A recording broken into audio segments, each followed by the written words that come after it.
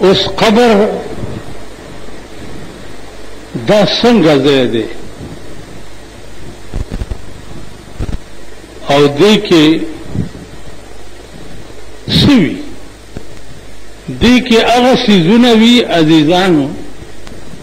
چې د دې دنیا خلقو او بزرگانو پسترګو لیدلي دي کوم عذاب چې پکې دی هغه هم خلقو پسترګو لیدلی دی او کوم نعمت چې پکې دی هغه هم خلقو پسترګو لیدلی د رسول الله صلی الله علیه وسلم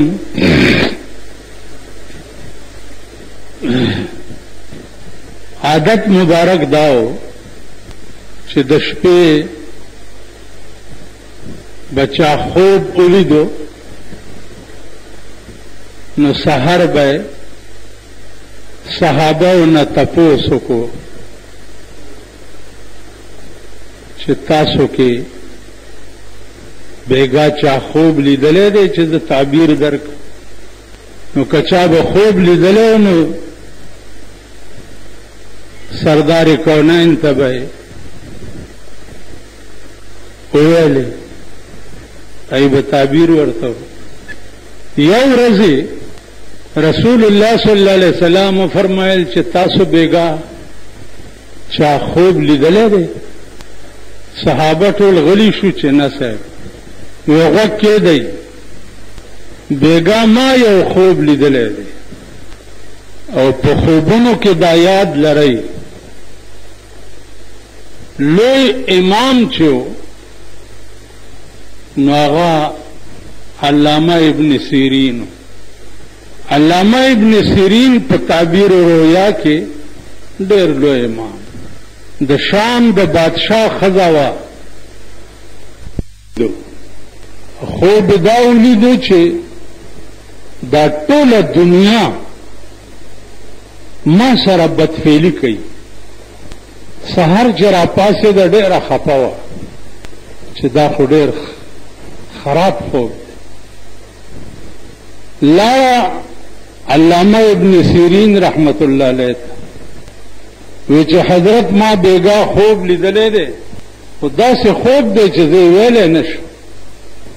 وایه بچیا کولاو زړه باندې ووایه وی ما دا خوب لیدلی چې دا ټوله دنیا ما سره بدفعلي کوي علامه ابن سیرین ورته ویل مبارک شه وی چې ولې وی الله به تا نه داسې کار والي چې تر قیامته پورې ټول امت محمدي به ترې فایده علي د دې دا تعبیر دی د زبیدي په زړه کې راغله چې په مکه کې اوبه نشته نو د شام نه یو نهر شروع کړو او هغه نهر د شام نه مکې ته راوستو هغې ته اوس هم په مکه کې نهر زبیده وایي د زبیدې د خوب دا تعبیر چې د شام نه نهر مکې معظمې ته راوستو او د ټول مکې په کوڅو کې ګرځېدلی دی هغه نهر او دومره دومره ټاکۍ دي پې باندې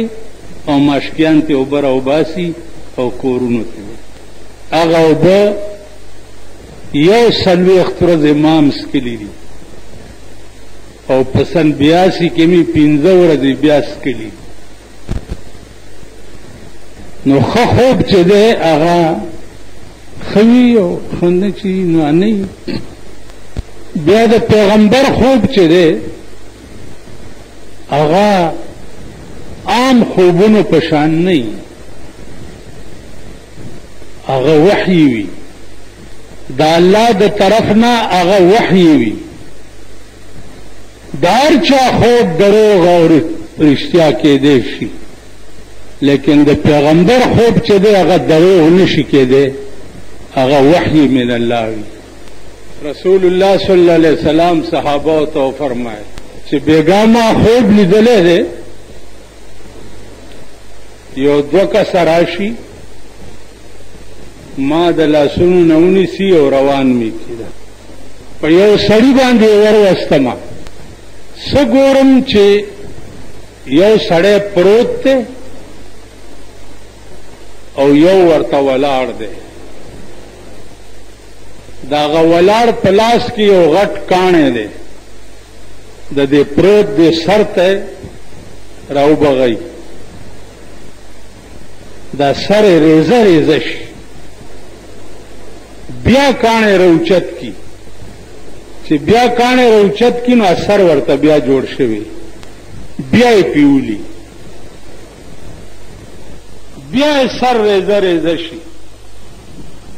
بیا چې کاڼی راوچت کی دې ځای ته راوړي نو اثر ورته بیا جوړي لاندې، بیا ورته راځي. رسول الله صلی الله علیه وسلم فرمایي چې ما تپوس وکړو چې دا څوک دی چې په دومره سخت عذاب کې گرفتار دی؟ نو دواړه کسانو راته وویل چې فانطلق، مخکې ځه. مخکې چې لاړم څه ګورم چې یو سړی ناست دی او یو ورته ولاړ دی، د ولاړ په لاس کې د اور پلاسونه او انبورونه دي او د دې ناس د خولې ته ورواچي داسې، دا خوله والا تر دې وشلی چې هغه انبورې بیا راوړي دلته خوله ورته بیا جوړه شوي ته یې ورواچي. رسول الله صلی الله علیه وسلم فرمایي دا څوک دی؟ فانطلق، مخکې ځه. چې مخکې لاړم څه ګورم چې یو د اور تنور دی، یو تنور دی اور پکې بلیږي او ښځې او سړي پکې ګډ وډ پراته دي، کله لمبې پاس راوړي او کله ښکته یوسي، کله پاس راوړي او کله ښکته. دا څوک دی؟ بیا ورته دوه کسان وایي چې فانطلق، مخکې ځه. مخکې څه ګورم چې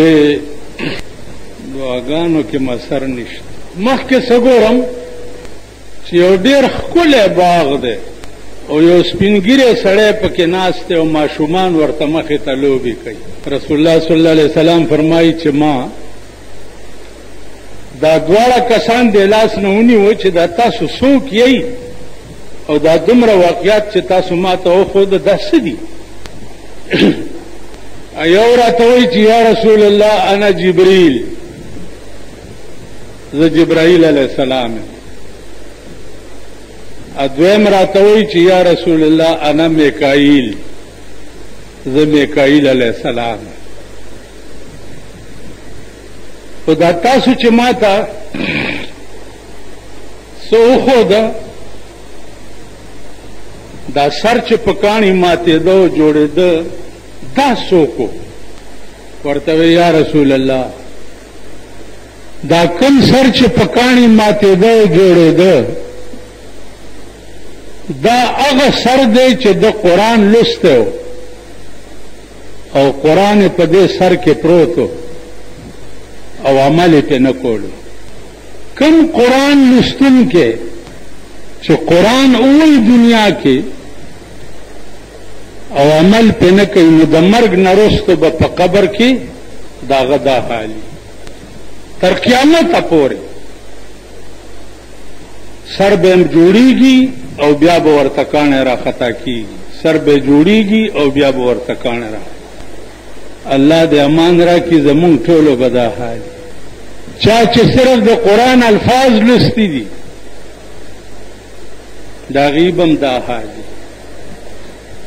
او مونږ یې چې ترجمې ویلي دي او بیا خلکو ته بیانو، الله دې امان راکړي